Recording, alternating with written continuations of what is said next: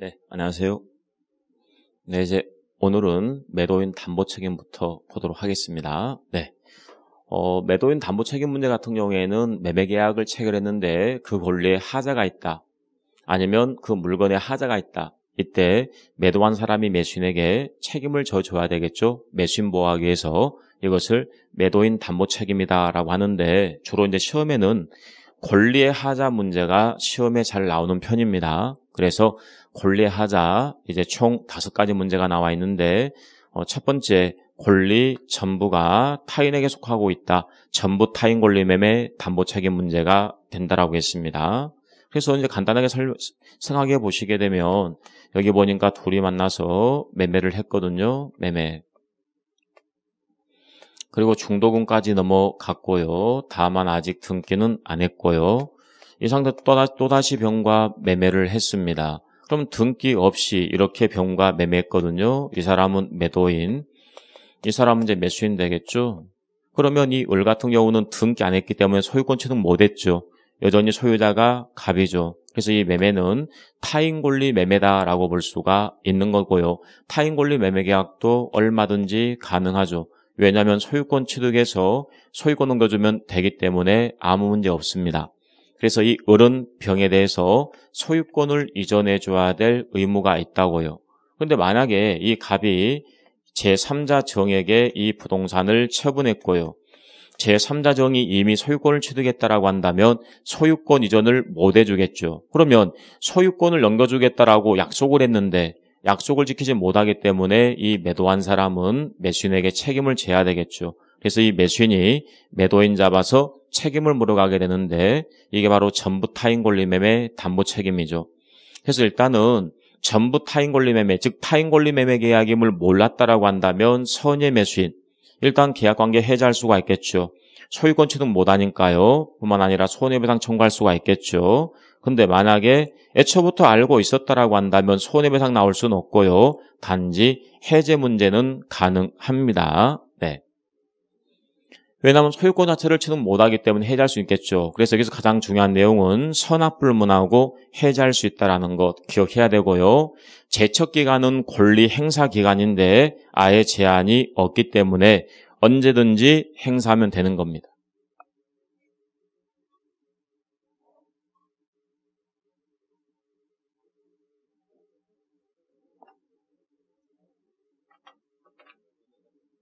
자, 가로 4번에 보니까 타인 권리를 매매 목적으로 한 경우에 그 권리를 취득해서 매수인에게 이전해야 될 의무가 있다라고 했어요. 근데 보니까 매도인 귀책 사유로 인해서 이행 불능이 됐다. 그러면 이때는 담보 책임뿐만 아니라 무슨 문제가 나오겠어요? 매도인에게 귀책 사유가 있으니까 이거는 채무 불행이 되겠죠. 채무 불행. 따라서 채무 불행을 이유로 해서 손해배상 청구할 수 있어요? 없어요? 손해배상을 청구할 수가 있다. 이런 문제가 되는 겁니다. 그 다음 2번 질문에 보니까 권리 일부가 타인에게 속하고 있다. 예컨대 저기 보니까 토지가 있네요. 토지 330제곱미터가 있고요. 둘이 만나서 이제 토지 매매를 했거든요. 근데 여기서 297제곱미터는 갑소유인데요. 여기에 33제곱미터 이게 갑소유가 아니라 실제 소유자가 따로 있대요.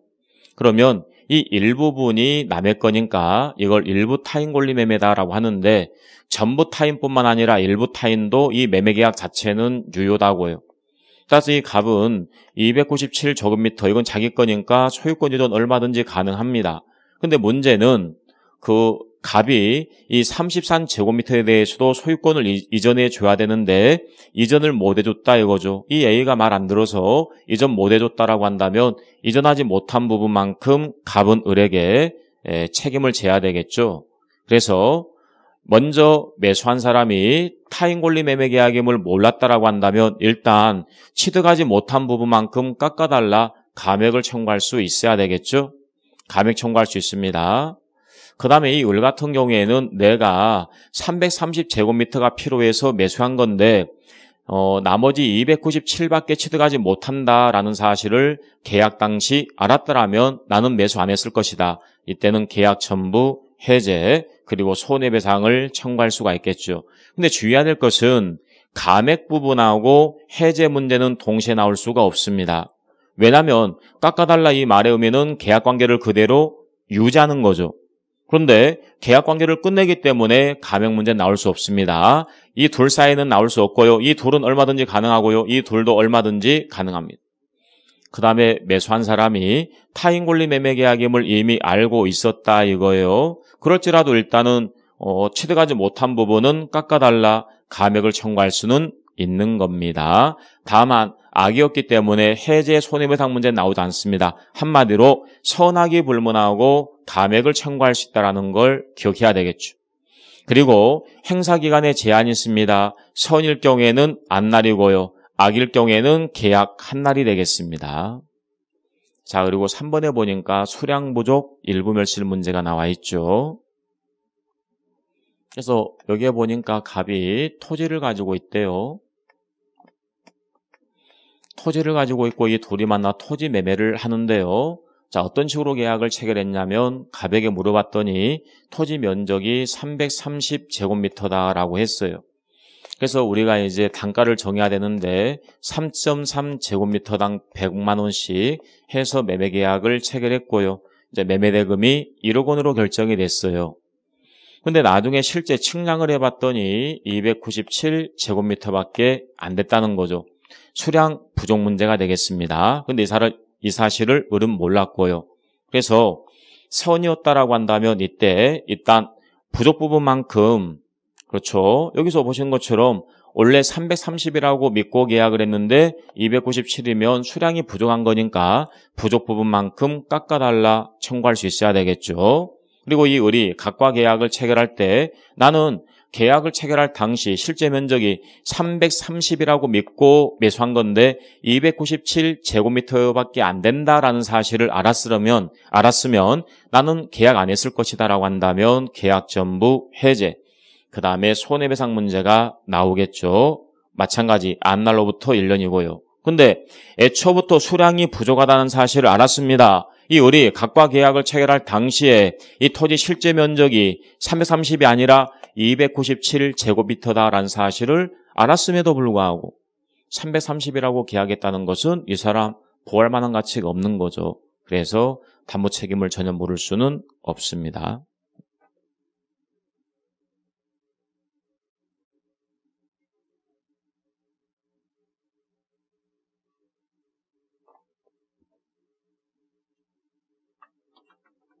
자, 그럼 판례가 나와 있는데요. 여기 보니까 실제 면적이 계약 면적에 미달되고 있다. 수량 부족 담보 책임 문제가 나오겠네요. 물론 무조건이 아니라 그 매매가 수량 지정 매매에 해당할 경우에 한해서 574조 수량 부족 담보 책임을 물어갑니다. 그래서 수량이 부족하기 때문에 그 부분만큼 감액을 청구할 수가 있는 겁니다. 그럼 이때는 담보 책임을 이유로 해서 감액을 청구하면 되는 건데요. 여기서 일부 무효임을 이유로 해서 부당이득 반환을 청구한다든지 계약 체결상 과실 책임을 물어간다든지 이건 할 수가 없다라고 합니다. 한마디로 수량이 부족하다라고 한다면 이때는 담보 책임을 물어가면 되는 것이고 부당이득 반환 청구라든지 계약 체결상의 과실 책임 문제는 물어갈 수 없다. 이게 판례가 되겠고요. 그 다음에 제한 물권에 의해서 제한되는 경우 예컨대 여기 건물이 있고요. 을에게 먼저 전세권이 설정이 되어 있습니다. 전세권이 설정된 부동산 이 병이 매수했고요. 자, 이 사람은 매수한 사람이죠. 이 사람 매도한 사람이고요. 그런데 예를 들면 계약기간이 2년입니다. 계약기간 중간에 매수한 거죠. 이 병이 있죠. 그럼 이 병 같은 경우는 자기가 이 건물을 매수해서 자기가 사용하려고 지금 건물을 매수한 건데 전세 계약이 끝나기 전까지는 이 병 있잖아요. 의도하는 목적을 달성할 수 없다 그 말이죠. 의도하는 목적을 달성하지 못하는 경우에 갑에게 담보 책임을 물어갈 수가 있는데 주의해야 될 것은 악이었다라고 한다면 애초부터 제한물권인 전세권이 존재하고 있다라는 사실을 알고 들어왔다라고 한다면 보호할 만한 가치가 없잖아요. 따라서 담보 책임을 전혀 물을 수 없고요.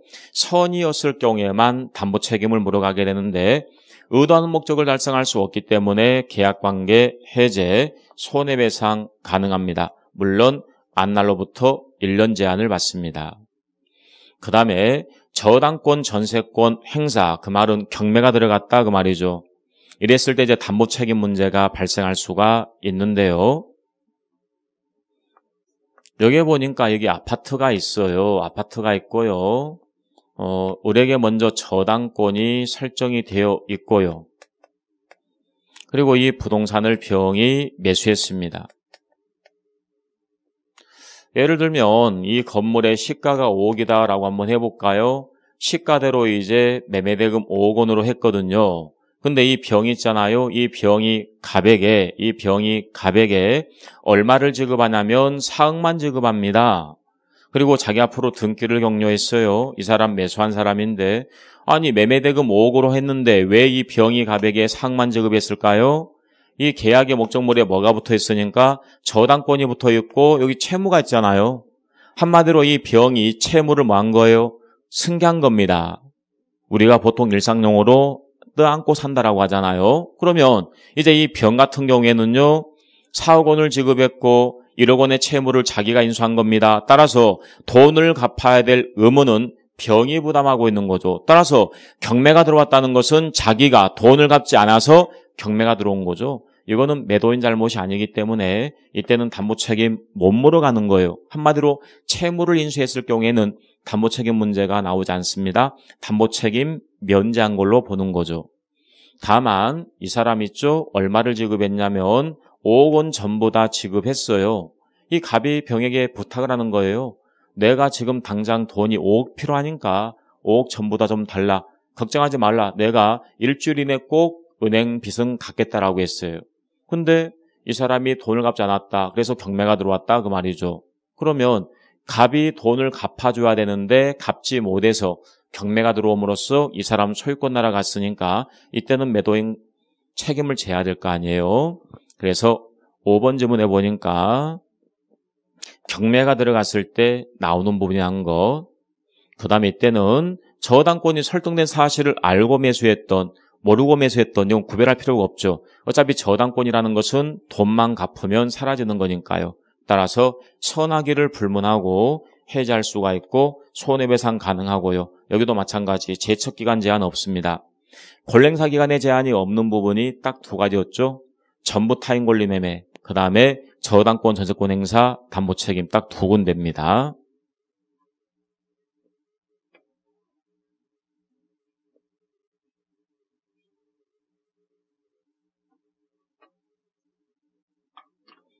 자, 그리고 경매에서 담보 책임 문제가 나올 수 있는데요. 모든 경매가 아니라 공경매에서만 나옵니다.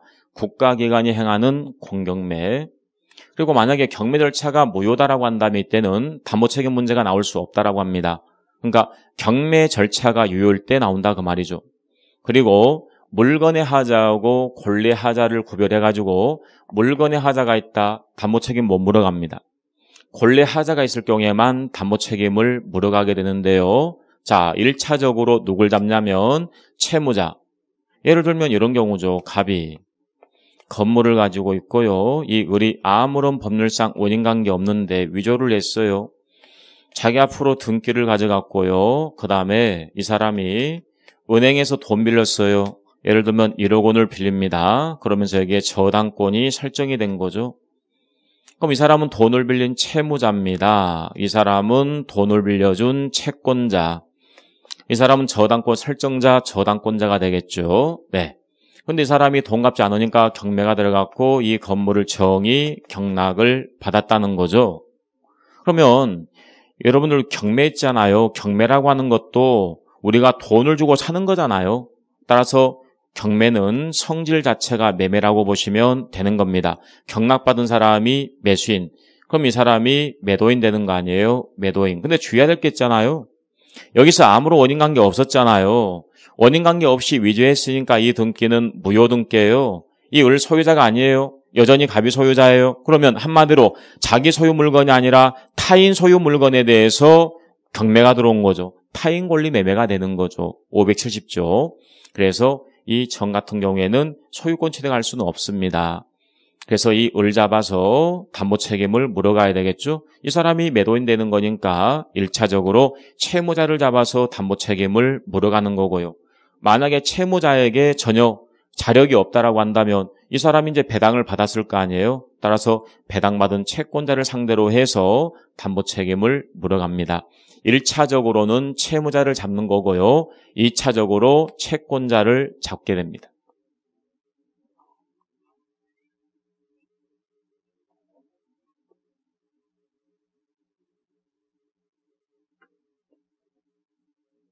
자, 이제 문제 조금 좀 풀어보겠습니다. 자, 옳은 거 됐네요. 자, 매매는요, 대가를 받는 유상이고요. 그 다음에 청약과 승낙 합치으면 되겠죠? 낙성이고요. 근데 주의할 것은 쌍무계약이죠. 쌍방 모두 다 채무를 부담하고 있죠. 매도한 사람은 소유권 이전 의무가 있고요. 매수인은 대금 지급 의무가 있죠. 자, 그리고요, 장래 성립한 재산권, 장래 성립하게 될 재산권에 대해서도 매매의 목적이 될 수가 있어 없어요? 있잖아요. 네. 자, 그리고 3번 지문에 보면은 매매 애약 있죠? 애약, 미리 애자, 약속할 약자. 이건 서로 간의 합의이기 때문에 계약인 거죠. 네. 그리고 여기 2번 지문 있잖아요. 2번 지문 같은 경우 우리가 보통 아파트 분양받잖아요. 아직 전제하지 않고 있잖아요. 그래도 매매 계약의 대상이 되잖아요. 그리고 4번 지문입니다. 자, 매매 계약 있잖아요. 이거는 재산권 이전하고 대금을 지급함으로 성립한다. 이게 왜 틀렸어요? 이전하고 지급하고 이게 틀린 거죠. 재산권 이전을 약속하고 대금 지급할 것을 약속만 하면 곧바로 계약은 성립하는 겁니다. 왜냐하면 낙성 계약이니까요. 그 다음에 타인 권리 매매도 가능했잖아요. 그래서 할 수가 있다. 맞습니다. 타인 권리 매매도 유효입니다. 정답 5번이네요.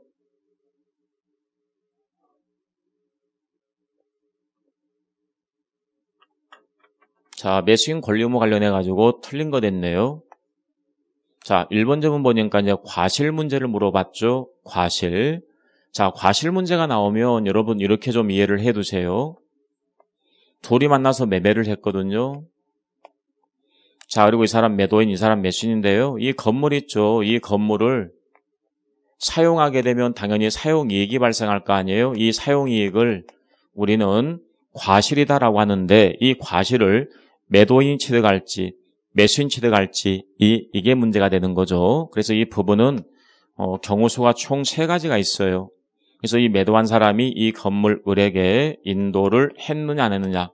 그래서 인도 안 했고 그리고 이 을도 대금을 다 완납을 안 했어요. 대금을 완납 안 했어요. 자, 인도 안 했어요. 하지만 대금은 다 완납을 했답니다. 그 다음에 인도 했고요. 그 다음에 대금 완납은 안 됐고요. 그러면 인도 안 했고 대금 다 완납 안 했다라고 한다면 당연히 갑이 사용해야 되겠죠. 그래서 갑이 과실을 취득하는 거예요. 그 다음에 인도 안 했어요. 하지만 이 을이 갑에게 대금을 다 완납을 했대요. 그럼 대금을 다 완납을 했다라고 한다면 여기서 뭐가 생기겠어요? 이자가 생기겠죠. 그럼 이 갑은 이자를 먹으면 되는 거죠. 따라서 이 을 같은 경우 있잖아요. 을 같은 경우에는 과실은 먹어야 되겠죠. 왜냐하면 갑이 이자를 먹으니까 이 갑이 과실을 을에게 줘야 되겠죠. 그래서 을이 과실을 취득하죠. 그 다음에 인도를 했답니다. 여기서 이 을에게 인도를 했어요. 인도했으면 이 건물 누가 사용하면 되겠어요? 을이 사용하면 되겠죠. 사용하니까 이 을이 과실을 취득하게 되겠죠. 다만 을이 과실을 취득하니까 갑은 이자를 먹어야 되겠죠. 그래서 이 을이 갑에게 대금을 지급할 때 이자를 붙이면 된다는 거죠. 이런 식으로 가는 겁니다. 자, 그래서 특별한 말이 없으면 이제 매도인에게 과실이 들어가는 거죠. 그 다음 2번 질문입니다. 대금 지급 기한이 없대요. 자, 매수인은 목적물 인도 받은 날로부터 자, 인도를 받았다라고 한다면 매수인은 뭘 줘야 되겠어요? 이자를 지급해 줘야 되겠죠. 자, 목적물 인도와 동시에 대금 지급 동생관계 있잖아요. 그러면 목적물 인도하면서 돈 주기로 했으니까 당연히 인도 장소에서 돈을 주면 되겠죠. 그 다음 4번 질문입니다. 목적물 인도되지 않았다. 매수인이 대금 완납했다. 키워드는 대금을 다 완납했대요. 매수한 사람이 대금을 다 완납했다. 여기네요. 대금을 다 완납했다라고 한다면 매도한 사람은 이자를 먹죠. 따라서 과실은 매수인 취득해야 되겠죠. 매도인이 아니라 매수인이에요. 그래서 정답 4번입니다. 5번 질문해 보니까 의무 이행에 대해서 기한이 있다라고 한다면 상대방에 대해서도 특별한 사정이 없는 이상 동일한 기한이 있는 걸로 추정되겠죠. 매도인의 소유권 이전 의무하고 매수인의 대금 지급 의무하고 서로 간에 무슨 관계 있어요? 동시행 관계 있죠. 특약이 없는 이상 동일 기한이 있는 걸로 추정됩니다.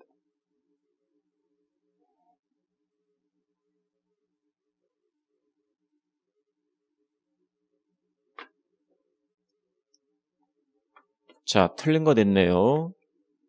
자, 매매 예약은 별개의 계약이다. 자, 예약. 미리 약속을 하는 거죠. 약속은 서로 간에 합의가 있어야 될 거 아니에요. 따라서 이것도 뭐예요? 계약이다라고 보시면 되겠습니다.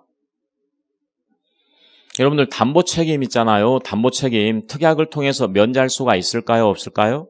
있습니다. 담보 책임 면제 특약 얼마든지 가능합니다. 왜냐하면 담보 책임에 관한 규정은 강행 규정이 아니라 임의 규정이거든요. 임의 규정에 불과하기 때문에 특약을 통해서 면제할 수가 있습니다. 그런데 하자에 대해서 매도인이 알면서도 고지 안 했다라고 한다면 이때는 매도한 사람 보호할 만한 가치가 없기 때문에 담보 책임을 져야 됩니다. 그래서 정답 2번이네요.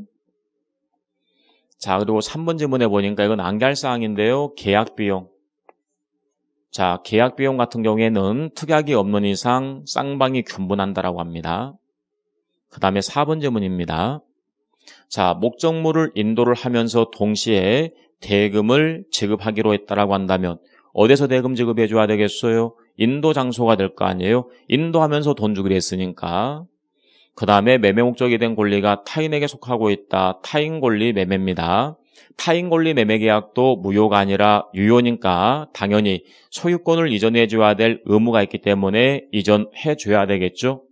이전 못하게 되면 담보 책임을 지는 거고요.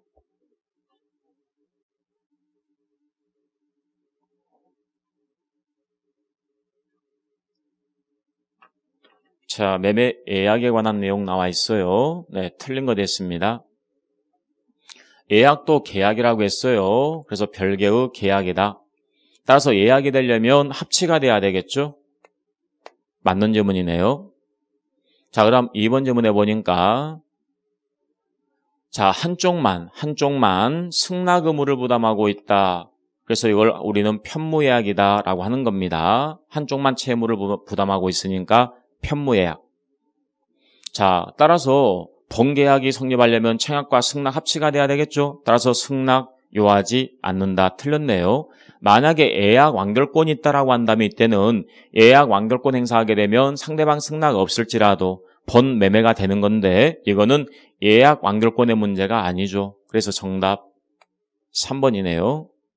여기 나와 있네요. 자, 일방 예약 같은 경우에는 한쪽만 예약 완결권 가지고 있어요. 예약 완결권이란 것은 낱말 그대로 예약을 완결시켜서 본계약을 체결하는 권리, 이게 예약 완결권이거든요. 이건 형성권입니다. 따라서 승낙이 없을지라도 당연히 성립하게 됩니다. 자, 예약 완결권을 가진 사람이 있는데요. 상대방 같은 경우에는 불안하겠죠. 이 사람이 과연 예약 완결권을 행사할지 안 할지 불안하기 때문에 뭐 할 수가 있냐면 채구할 수가 있어요. 채구했음에도 불구하고 아무런 확답이 없다 그 말은 예약 완결권 행사할 마음이 없는 거니까 그 예약 완결권 효력을 잃게 됩니다. 자, 예약은 효력을 상실하게 된다.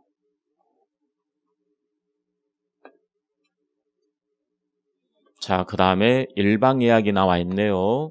일방 예약은 한쪽만 예약 완결권을 갖고 있다 그 말이고요. 틀린 거 됐습니다. 자, 1번 지문에 보니까 예약 완결권이 있죠. 이 예약 완결권이 가등기가 될 수가 있는데요. 가등기가 된 후에 그 목적물이 제3자에게 양도가 됐대요. 그러면 이 경우 예약 완결권 행사자가 소유권을 취득하기 위해서 양수인에게 이전 등기를 청구해야 된다. 양수인이 아니라 양도인을 상대로 해서 예약 완결권 행사해야 된다라고 합니다. 그래서 정답 1번입니다. 이건 여러분이 암기할 사항이에요. 자, 그 다음 2번 질문입니다. 자, 예약 완결권 같은 경우에도 가등기할 수가 있다라고 이야기합니다. 왜냐하면 예약 완결권을 행사하게 되면 본계약이 체결될 거고요. 본계약이 체결되게 되면 물권 변동의 청구권이 발생할 거 아니에요. 따라서 예약 완결권에 대해서도 가등기 할 수가 있다고 합니다. 그 다음 3번 지문에 보니까 예약상 의무자, 예약 완결권자가 있고 상대방 의무자가 있을 거 아니에요. 그래서 일방적 의사표시만으로써 본계약이 성립하게 됩니다. 그 다음 4번 지문에 보면은 예약 완결권 가진 사람이 예약 완결권을 행사할지 행사 안 할지 궁금하기 때문에 상당한 기간 정해서 채용할 수가 있고요. 아무런 확답이 없다는 것은 예약 완결권 행사할 마음이 없는 거니까 예약은 효력을 상실한다라고 했고요. 자, 그리고 예약 완결권 있잖아요. 이것은 특약이 없는 이상 성립한 때로부터 10년 이내 행사를 해야 된다. 10년이 경과돼 버리면 소멸된다라고 이야기합니다.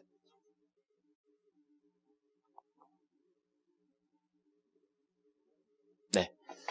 자, 일단 여기까지 좀 봐두시고요. 잠깐 쉬었다가 계속 문제 보겠습니다.